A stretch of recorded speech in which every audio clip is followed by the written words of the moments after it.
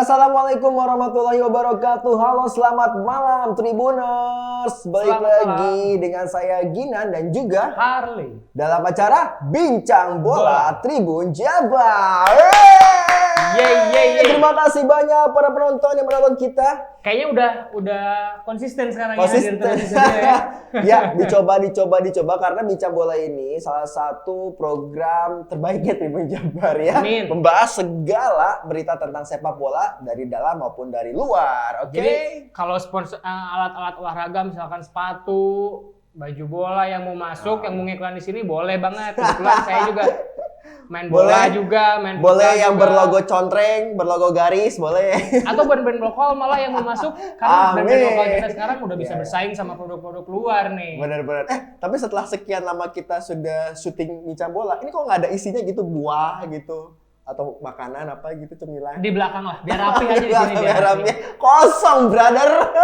Tapi nggak masalah. Tapi nggak Nggak apa-apa. masalah. Hari ini kita akan membahas mengenai U19 yang sudah uji coba ya, laga uji Betul. coba sekalian latihan juga mereka di Kroasia ya, untuk bisa menghadapi nanti Piala Dunia U20. Jadi di bulan September ini timnas Indonesia U19 asuhan Coach Sinteyong ini melakukan pertandingan uji coba Uji coba atau ya? TC ke luar negeri. Luar negeri. Tujuan kok kota sih? Tujuan negaranya ada di Kroasia. Kroasia ya. Pemilihan Kroasia sebagai tempat TC-nya ini sendiri Ya. penuh pertimbangan. Berteman karena dulu awalnya si Sinteyong itu ya, Sinteyong. ya pelatihnya dari Korea ini dulu bilang dia mau bawa timnas U19 ini berlatih di Korea, di kampung halamannya di dia. Korea, betul. Akhirnya dia berpindah ke Kroasia. Ya. Naon eta teh bisa pindah ke Kroasia? Iya, dengar-dengar karena perkembangan COVID di Indonesia kan lagi nggak Lagi stabil kenceng ya. dan terus meningkat. Jadi sepertinya Korea menutup diri untuk kunjungan timnas Indonesia, jadi batal. Batal. Pada akhirnya yang mau dan memiliki level yang internasional adalah Kroasia. Kroasia, karena di Kroasia juga mungkin salah satu kiblatnya pemain-pemain bola atau mungkin pusat pelatihan. Betul. banget Pemain-pemain Indonesia, pemain-pemain Eropa pemain Kroasia yang main di Liga Eropa, liga-liga besar Eropa udah banyak. Udah banyak. Contohnya Luka Modric udah hampir dapat Ballon d'Or kemarin. Lukas Modric, men. Luka Modric terus Luka Modric ya? Luka Modric Nggak main pakai Real S. Madrid. Ya, Luka Modric terus ada Mario Mandzukic yang sekarang Mandzukic. main di Juventus. Juventus, tapi jarang dimainin sekarang. Ya. Kasian ya. Terus ada beberapa pemain-pemain yang main di liga-liga top Eropa itu memang ada beberapa yang asalnya dari Kroasia. Jadi tidak salah juga memilih Kroasia menjadi pusat latihan dari Menjadi U19 tempat latihan, ya. Dan gimana tuh hasilnya pertandingan? Total ada berapa tuh pertandingan? Itu sekitar 8, 7. 7 pertandingan ya.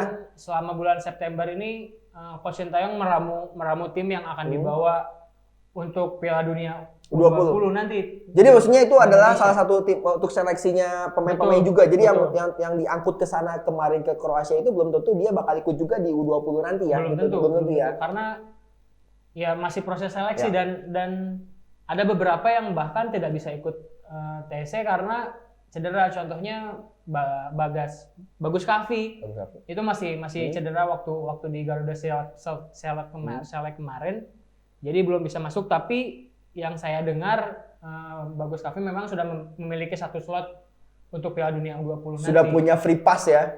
Ya karena memang Pemain bagus ya. Skillnya bagus. Bagusnya salah satunya itu bagus itu ya. Betul. Oke. Nah, gimana sih pertandingan selama di Kroasia? Apakah membuat puas sebagai seorang pelatih atau bagaimana menurut Saya jadi ini ya, jadi pengamat sepak bola ya sekarang ya. Pengamat. Karena kita kan ada narasumber, tapi ini bagus, kita bisa saling Ya. sharing nih ya.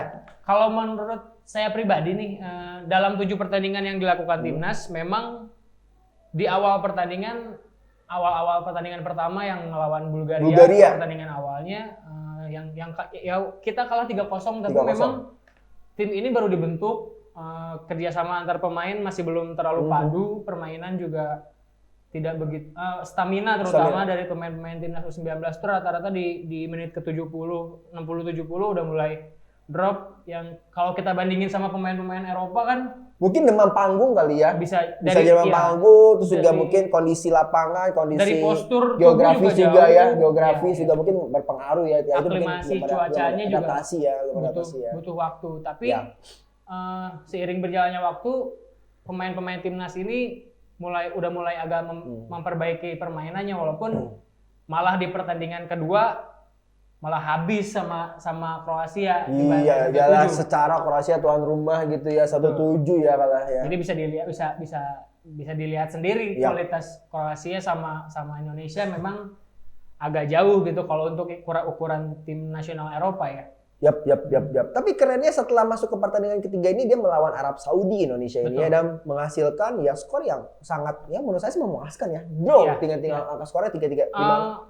Untuk pertandingan ketiga lawan Arab Saudi kan awalnya tertinggal 3-0. 3-0 awalnya dan bisa 3-0. Akhirnya bisa menyusul Akhirnya bisa menyusul di menit-menit akhir, menit 70 ke atas. Siapa aja tuh kira-kira? Coba cek dong. Indonesia Arab Saudi kayaknya itu maksudnya loh. Arab Saudi itu kan mungkin tim yang kuat ya di Asia ya. Salah satu tim yang kuat ya. Maksudnya dengan keadaan kita U19 yang tadi baru dibentuk, yang sudah dua kali kita kalah, akhirnya ketemu Arab Saudi dan bisa menghasilkan skor yang sama. Itu incredible banget. Kalau boleh dibilang sih kalau timnas U19 ya, bukan seniornya.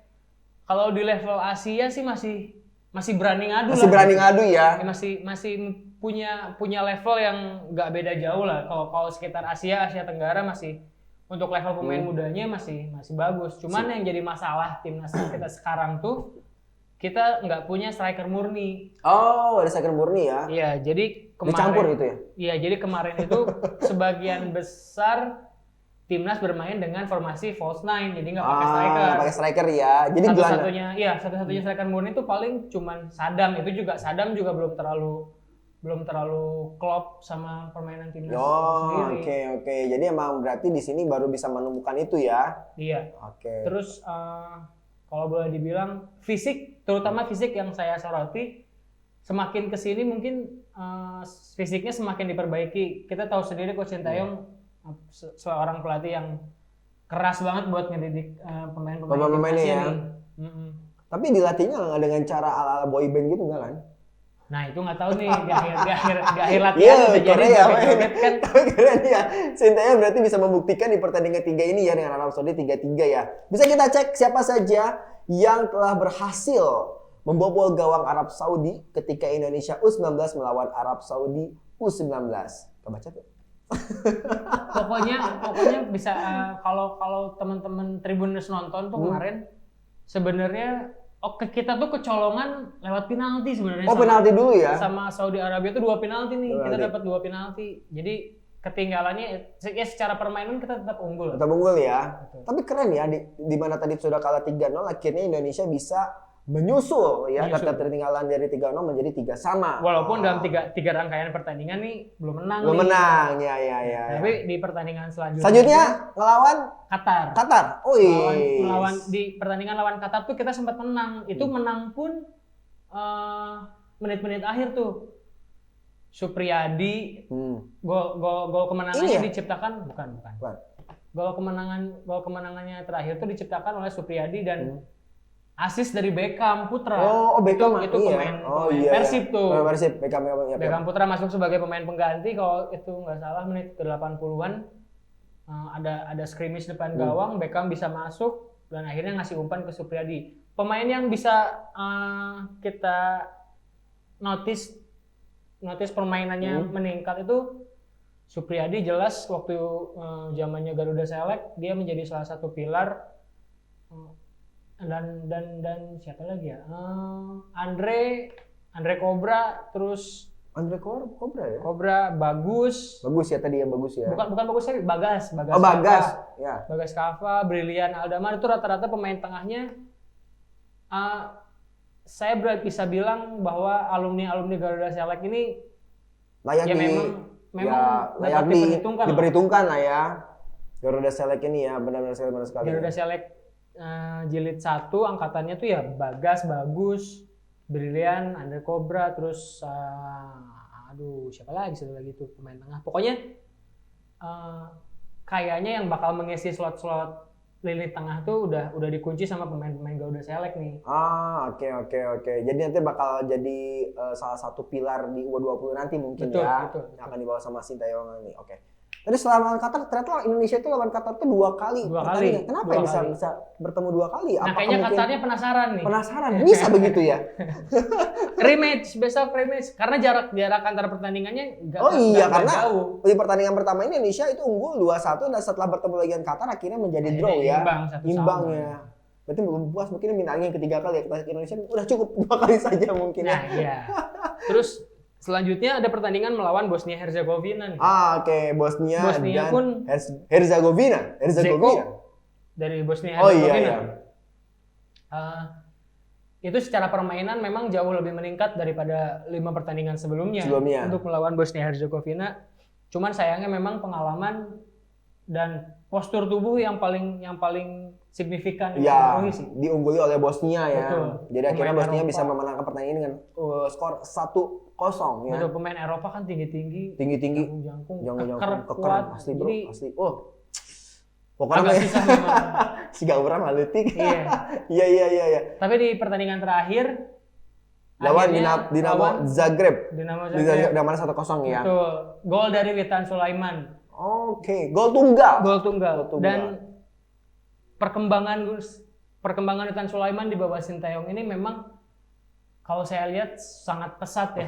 Sangat pesat walaupun ya kan Witan ini main di klub Belgia. Ya. Saat dipanggil di timnas menjadi benar-benar tumpuan di sayap kanan timnas U19 Indonesia. Iya. Dari setiap pertandingan ke pertandingan itu progresnya cukup lumayan pesat ya. Belum lagi ditambah Supriyadi di sayap kiri, bisa jadi kalau aja Bagas bisa main, bisa tampil, kayaknya nggak mungkin cuma 2 kali menang nih Indonesia nih. Bisa lebih. 4 lah minimal lah ya. Bisa menang. Tapi nggak apa-apa, ini menurut saya grafiknya cukup baik ya dari tadi dia awal adaptasinya mungkin kalah di 2 pertandingan akhirnya bisa draw, menang, draw, sempat kalah lagi ya. Akhirnya di penutupan dia menang ya. Tapi dan misalnya dia top skornya itu banyak pemain Indonesia juga ya, tuh kayak Bagas Kava ya kan ya. Ada Irfan Jawahari juga. Ada juga tadi Muhammad Supriyadi ya. Gol tunggal dari Indonesia melawan Dinamo Zagreb ya. Kalau Zagreb itu Zagreb ya? Witan. Witan ya, bukan. Bukan Supriyadi ya. Oke. Siap. Jadi tapi yang paling penting untuk pembinaan pemain muda ini supaya tidak sinarnya tidak meredup ketika masuk ke momen senior karena banyak dari alumni timnas U19 itu dari angkatannya Evan Dimas. Angkatannya Evan Dimas banyak yang cuma beberapa pemain aja nih yang bisa survive nih. Iya. Nah, tapi pas di masanya itu terang sekali kalau boleh dibilang Maldini Pali, Muklis Hadi, Paulus Sitanggang itu bisa dibilang di zamannya Evan Dimas ini sangat-sangat menjadi tumpuan. Tapi ketika masuk ke timnas senior malah tidak terlihat. Terlihat malah melempem ya. Itu yang harus dihindari oleh harus diantisipasi. Betul. Apalagi oleh pelatihnya langsung. Betul, ya. Oleh timnas dan pengelolaannya mungkin mudah-mudahan bisa lebih baik lah. Yap.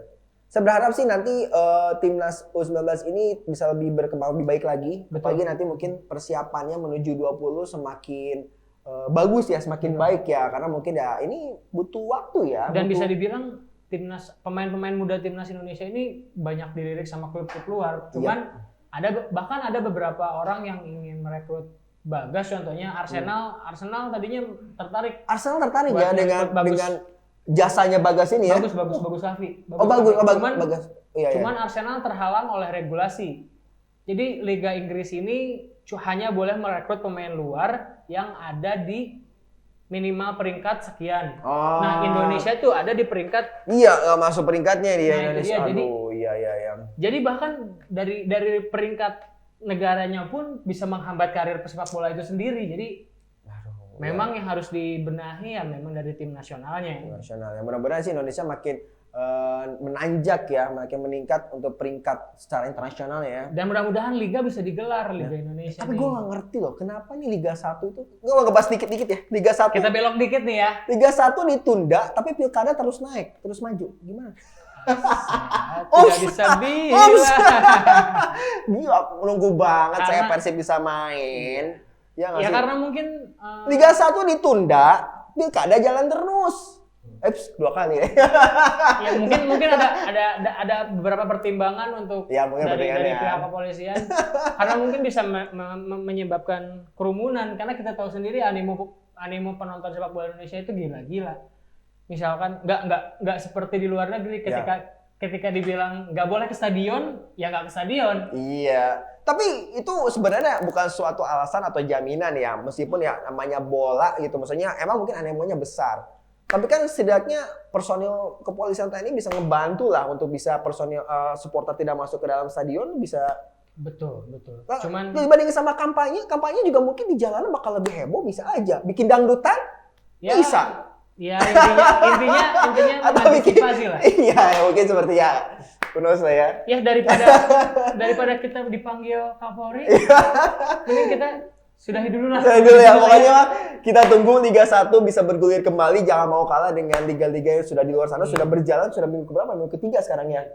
Sudah masuk week 4. Week 4 ya, sebulan berarti ya. Mudah-mudahan sih bisa normal kembali karena sepak bola itu jatuhnya kan olahraga dan bisa jadi mempersatu bangsa. Supporter juga nih, tolong kalau misalkan nggak boleh ya nggak boleh. Yeah. Jadi sebenarnya Polri ini belajar dari hal sebelumnya gitu, udah berapa kali dikasih tahu masih aja datang gitu kan. Susah karena bola itu benar-benar hiburan loh, benar-benar tontonan yang menarik sekali gitu kan, apalagi dengan bangga banget datang ke stadion atau mungkin nggak ke stadion nonton gitu, mungkin udah punya jiwa aing pisan gitu, apalagi Persib gitu kan ya. Aduh, ya udah pokoknya ditunggu aja berita terbaiknya, mudah-mudahan pandemi ini juga cepat berlalu ya.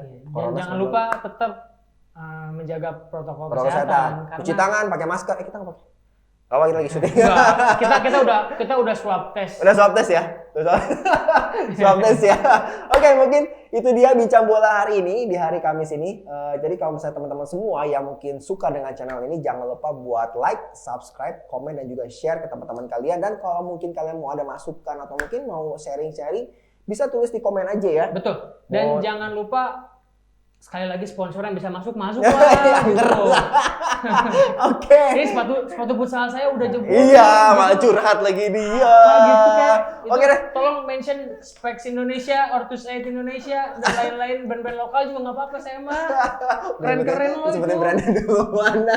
Oke. Nggak apa-apa bonus pancing. Ya, pancingan Nike, ya. Adidas, Puma, apapun masuk. Amin. Mancing aja kita mah. Ya. Oke, kalau gitu saya Ginan pamit undur diri dulu. Dan saya Hardy juga pamit. Sampai ketemu di Bincang Bola dengan tema-tema yang lebih menarik lagi. Bye-bye. Assalamualaikum warahmatullahi wabarakatuh.